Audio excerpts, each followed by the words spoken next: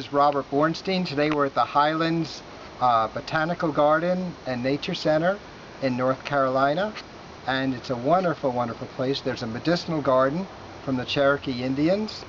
There are carnivorous plants. There is a pond with water lilies, trails, and this is an amphitheater right here. It's an amazing, amazing place. This is the beautiful Nature Center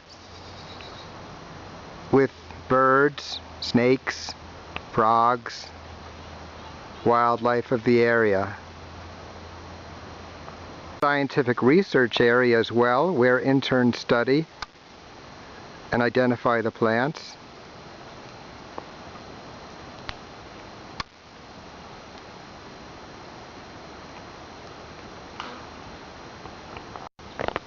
The Botanical Garden has nearly 500 species of native mosses, ferns, wildflowers, shrubs, trees that flourish in a natural forest, wetlands, old-growth plant communities in the garden connected by trails and boardwalks.